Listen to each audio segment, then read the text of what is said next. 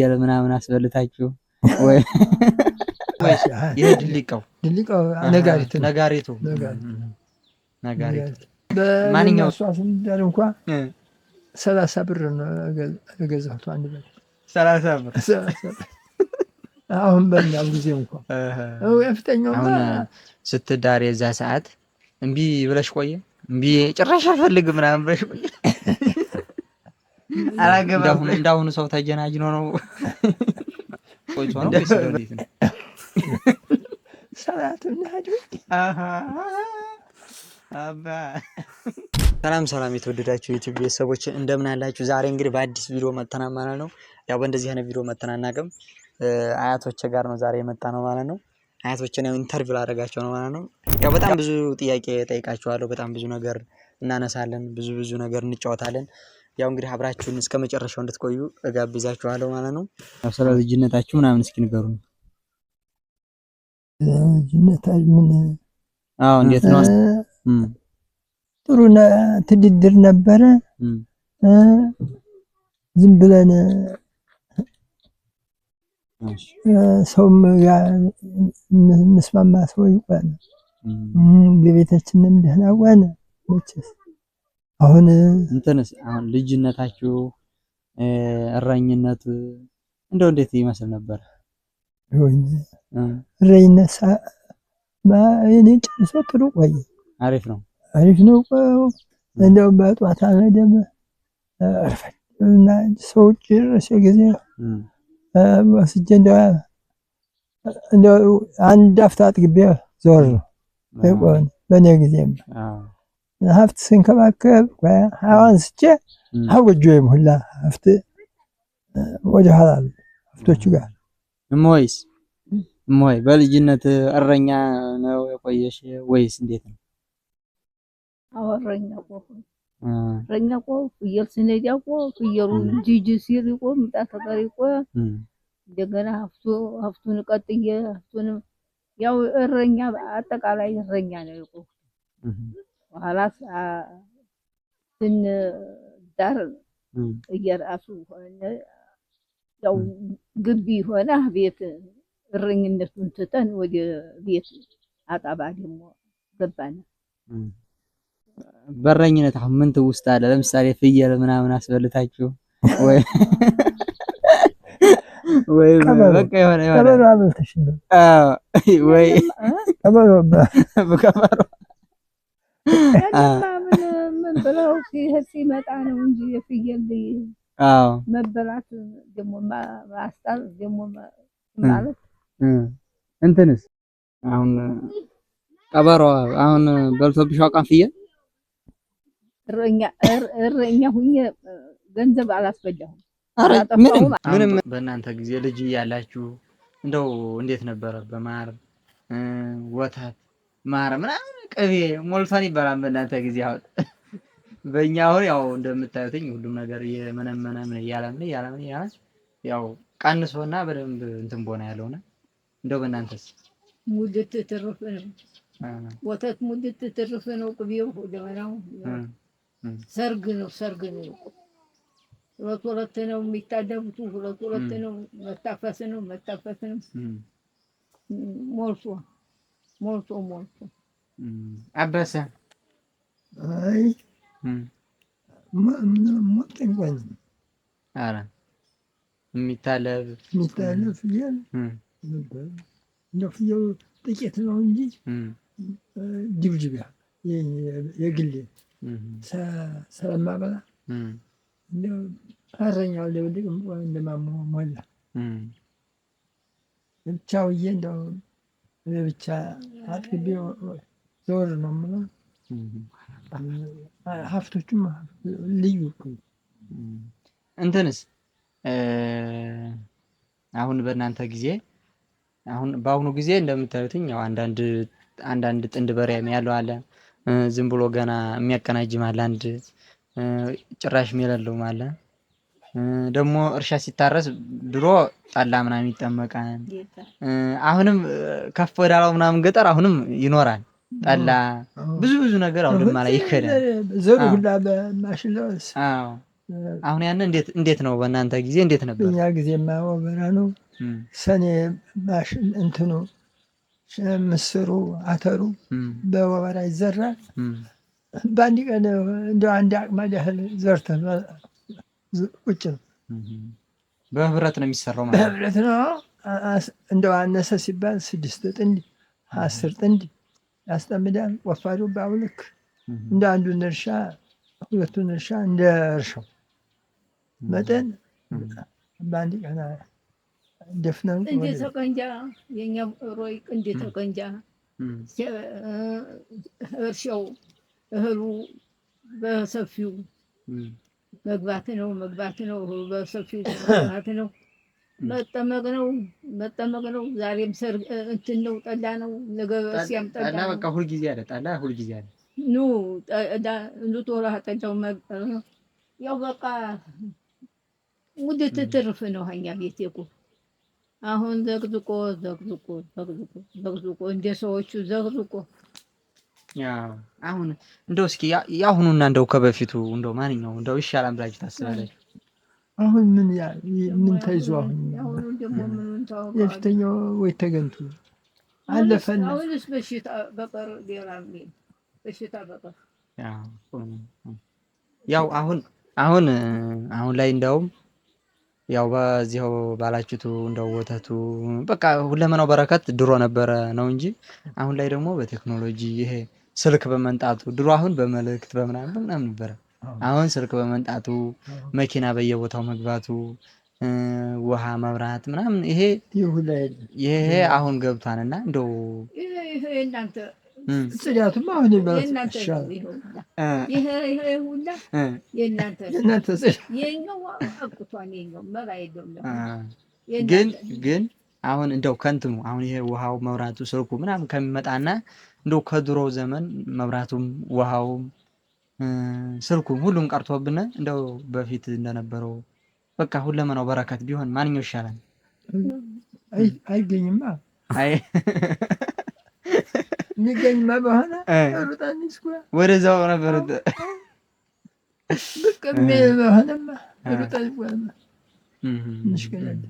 ይኸው ዝም ብሎ መብራቱ መንገዱ ምኑ ያው ምንም እንትን መኪና መንገድ ወደፊት በፈረንጅ ተጀመረ።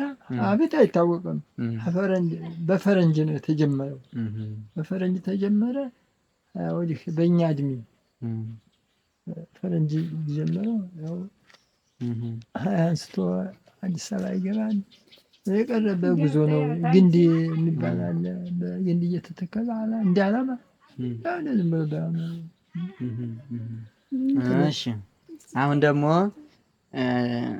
እናንተ አሁን እሺ በልጅነታችሁ እንደዚህ ብላችሁ አደጋችሁ ምናምን በስንት ዓመታችሁ ነው የተገባችሁት? በስንት ዓመተ ምህረት የሚለውን እስኪ እኔ በ30 በ1954 ማለት ነው። ስንት ዓመቷ ቆየም ወይ አሁን በዛ ጊዜ እንደው የ16 ትሆናለች። የ16 ወደ ቆይ ኧረ ትልቅ ናት መሰለኝ የቆየው ማለት ነው። እሺ አባስ ስንት ዓመት? በ24 ዓመት አሁን ማለት ነው። አሁን በዛ ጊዜ በሽምግልና ነው ያገባችሁት ወይስ እንዴት ነው የነበረው? እንዳሁኑ ሰው ተጀናጅኖ ነው እንደ በፊት ማንኛው እስኪ እጮኛ አይሄዳል ስትባል እሺ ተባለ። መጀመሪያም ሆይን አይታት ቆይቶ ነው ወይስ እንደው እንዴት ነው? ሰላት እናድ አባ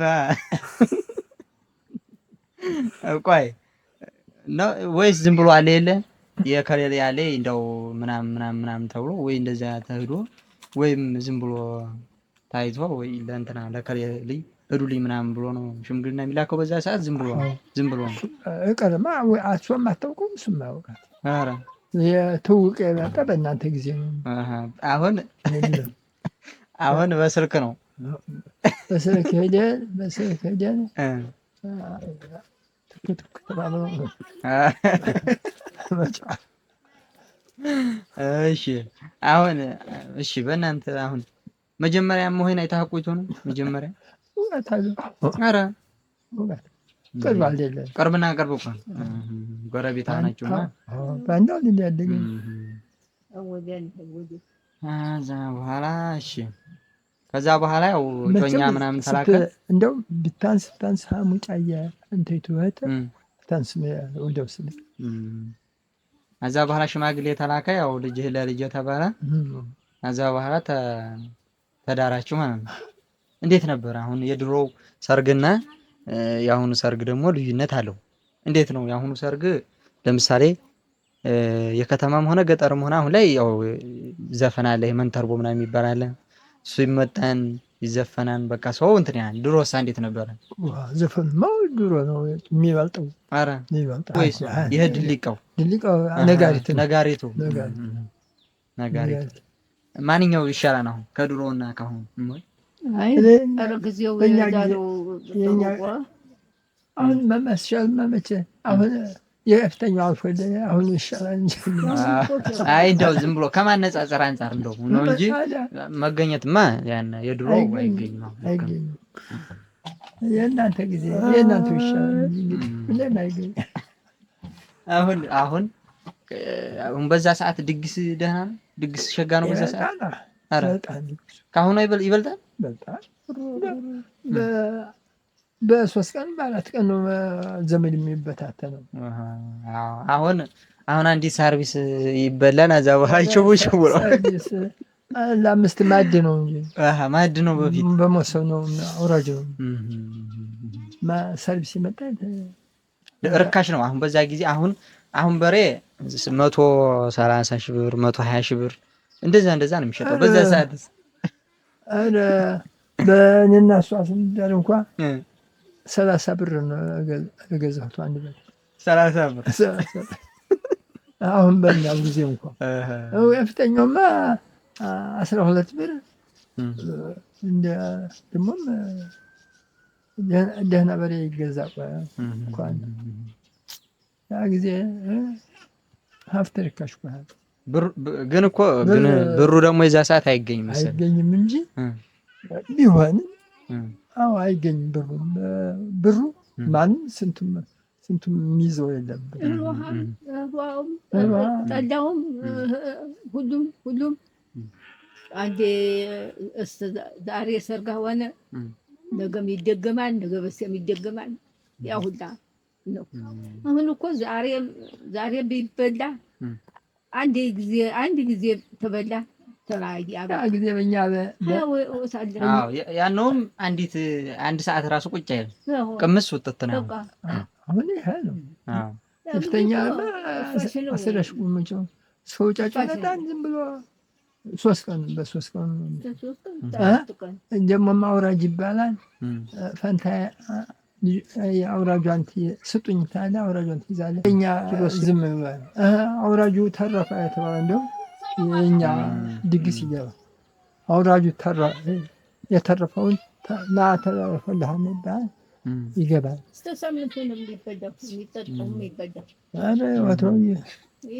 እሺ እማይሳ አሁን ስትዳር የዛ ሰዓት እምቢ ብለሽ ቆየ? እምቢ ጭራሽ አልፈልግም ምናምን ብለሽ ቆየ? አላገባም ብለሽ ቆየ? ምን አውቄው ያው ነው እምቢ አላልሽም ማለት ነው።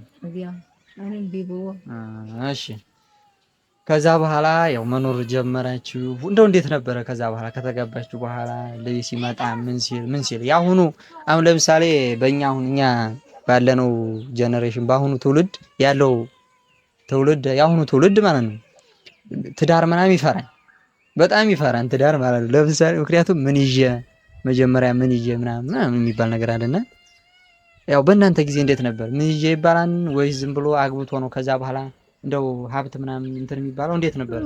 እንደ ሰው ነው እንደ ሰው ነው ልጅ ባይ ድሃ ሆነ የሀብታሚቱ ልጅ ያገባል፣ ቤት ጠጋን ሀው ያርሳል፣ በጎጆ ይወጣል እንጂ እንዳሁኑ ምን ይዤ እንደው ሰርቼ ምናምን የለም።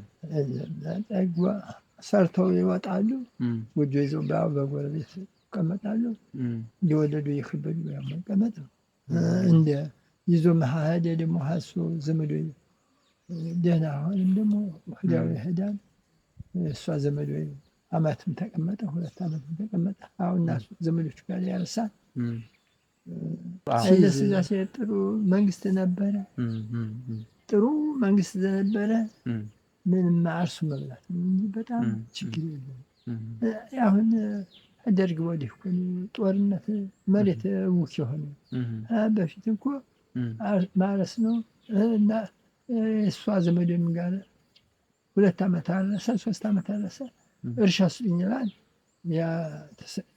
አቅማቸውን ይሰጣል። እናት አባቱ ደግሞ አምጡ ይላል። የቀረውም ዝም ብሎ አሻሟልቷል። እየፈነቀለ ማረስ ነው። አሁን ችግር ረሃብ ምናምን በዚያ ጊዜ አይታወቅም። በእናንተ ዘመን በድሮ አይ ሰው እኩልን ሰው እኩላል። ድሃማ ይኖራል። ድሃማ የሀብታም ያው ችግር አቅመ አዳም ያደረሰ ሰው እንደሆነ ልጄ የሚሳጣ አጣብኝ እንዳንተ ሀሳብ ሆነ የክልል ያለ ብሎ ይወሸሻል። ገባን በጨውለው እና ወደ ሆኖ የምትሆነው ይውሳና ማቾቹ ቀልጦ እንትና ሰዓትስ አሁን ያው በ50 ምናምን አካባቢ ነው የተጋባችሁ ይመስለኛል እንዳላችሁኝ። እና ከዛ በኋላ ያው ይመስለኛል አብዛኛው ሰው ያውቀዋል። በተለይ ወሎና ትግራይ ይባላል። በ1977 ይባላል በዚህ አካባቢ። በ77 አሁን እንዴት ነበር እንደው አሁን ያን ጊዜ ያው ብዙ ሰው ያውቀዋል። በጣም ብዙ ሰው ውጮቹ ሳይቀሩ ፈረንጆቹ ምናምን እንደውም ኢትዮጵያን በዛ ሰዓት አይተው በቃ አሁን ድረስ ረሀብተኛ ናቸው እና የሚውል ነው። እንደው እንዴት ነበር የዛ ሰዓት? ችግር ነበር፣ በጣም ችግር ነበር። የሰበሰበት እንዴት ነበር ችግር? በጣም ችግር ነበር። አንድ አመት ነው የቆየው ግን አይደለም 3 አመት በሁለተኛ አመት ነው 3 አመት ነው። አረ በ76 ጀምሮ ነው። በ76 ጀምሮ በ78 ተወቃ። በ75 ጀመረ። 9 ቀን ወጣ። 9 ፋሽ ሆነ። ግን አሁን 77 የሚባለው አብዛኛው ሰው የሚያስበው አንድ አመት ብቻ መሆኑ ነው። ግን አይደለም ማለት ነው። አንድ አመት ቢሆን እንደምንም ይታለፋል ይመስለኛል ሳስበው እኔ። አሁን ከ75 76 ጀምሮ ሆኖ ነው ማለት ነው። 2-3 አመት ተከታታይ። በ75 ነው አጀማመሩ። ወዲያ በ74 መሬት ነው ጨርሶ ዘርታ። በ76 በ77 ችግረኛ ነው። አሁን በጣም ብዙ ሰው ሙቷን ይባላል። በጣም ብዙ ሰው በቃ አልቋን ማለት በጣም ብዙ ሰው አልቋን ይባላል። እንዴት ነበር አሁን የዛ ሰዓት? በቆቦ መጠለያ እየገባ መጠለያ ነበረ። መጠለያ ቀረ። እንደው ራቡም በየመንገዱ ዲያው ሁዶ ሃው ቆቦ ተሸክፎ አርቢታ የሚባለው አርቢታ ይሸከፍና እንዲሁ አንስቶ ተኮይሶ ሊሞት ነፍሱ ሊወጣ አይ ደግሞ ዝቅ ብሎ ደግሞ ፈቅ ብሎ ውጭ ብሎ ሊያልቅ አለቀ። ምን ያተክታል? አለቀ። ሃው መከከ ራቡ ፈጀው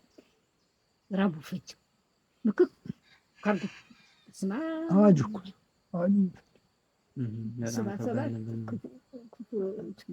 ያ ጊዜ አሁን እንጀራማ አንድ እንጀራ ብር እንኳን አይፈጅም። አይ ብሩም አይገኝም በዛ ሰዓት። የት ይገኛል? ክፉ ቀን ከሆነ አዲያ እንትኑ ማታ ሲመሽ እንሄዳለን። ያብያለን እንሄድና እንለምናለን። ሙጫ ይሰጡናል። እንደ ክኩ ያለ እንደምን ያለ ይሰጡናል። ያንን ይዘን እንመጣለን ወደ ቤት። መልሰን ደግሞ በበነጋው ደግሞ እንሄዳለን። አይገኝ ቤት ይገኛል። እሱን አዝዬ ነው ያን የመጣው ችግሩ የመጣው። አሁን አይዳ እንደው አሁን ያን በጣም አስከፊ ጊዜ ነው። በጣም ብዙ ሰው ያለቀበት ነው። እንደው እንዴት ብላችሁ እንደው እናንተ ሳለፋችሁት አሁን ያንን ጊዜ እንዴት ብላችሁ? እኛማ ክርስቶስ ዘመድ ያገኘን፣ አንደኛ ክርስቶስ ዘመድ ሆነን፣ ሁለተኛ እህታችን ጉዳይ አገኘን። እሷ ቤት ሰጣችን። መንግስት የሚባል የመጫት ትኬት ተባለ። 2 ትኬት ተቀበልን እኛ አገኘን። በተስፋው መካነ ኢየሱስ የሚባለው መካነ ኢየሱስ የሚባለው መካነ ኢየሱስ በያው ተስፋው አገኘን። አሁን ከዛ በኋላ ምርት ምናምን መጣ፣ ሲታረስ ዝናቡ ጣላ። በመቼ መጣ? ወዲያው እንደ በልግ 78 ላይ በልግ ቀኗ ሊወጣ ሲያምረው በልግ አንዳንድ ሰዎች ዘርተው እንደሆነ ሙንጭርጭር አድርገው ዘርተው ዘርፈው ያዙ። እንዳ ሲል በመኸሩ ክረምቱ ገባ፣ ደህና ሸጋው ሆነ። ጥቂት ዘረው ሁላ አፈሳል። ቤቱን እያጣጢስ ገባ። እንደገና እያከፈታ 8 ወር ይሆናል ተነሳ ነው የለቀቅነው። ይሄን ለቃችሁ ወዲያው እንትና ሸጋው። እሺ ከዛ በኋላ ያው ይሄ ሁላ ችግር አልፎ ምን አልፎ ያው ብዙ ነገር አይታችኋል እናንተና ያሁኑ አሁን እኛ ያንን ነገር ብዙም እንደው ስትነግሩና ነው እንጂ እንደው ብዙም ያየ አይኖርም ከወጣቶቹ እና ከዛ አሁን ባለው ደግሞ የሀገራችን ሁኔታ ምናምን አሁን ከረሃብና ከጦርነት ማን ይሻላል ብሎ ብዙ ሰው ይከራከራልና እንደው ቢያንስ ሰላም ካለ ለምነንም ቢሆን እንበላለን። ረሃብ ማለት ረሃብ ለምነንም ቢሆን እንበላለን። ሰላም ከሌለ ግን ምንም ዋጋ የለም ይላሉና እንደው ከረሃብና ከጦርነት ማንኛው ይበልጣል ብላችሁ ታስባላችሁ? ሐዋርያቶች ተናግረውት የለ ምን ረሃብ ይሄጅሰኝ ኩናት ምን ሐዋርያቶች ሲያስተምሩ ረሃብ ጦር ይሻላል፣ ቢሞትም አበቃ፣ ቢያመልጥም ያዘ። ረሃብማ ወዴት ትሄዱ? ይመለጣል። የረሃብ መሸሻ የለው።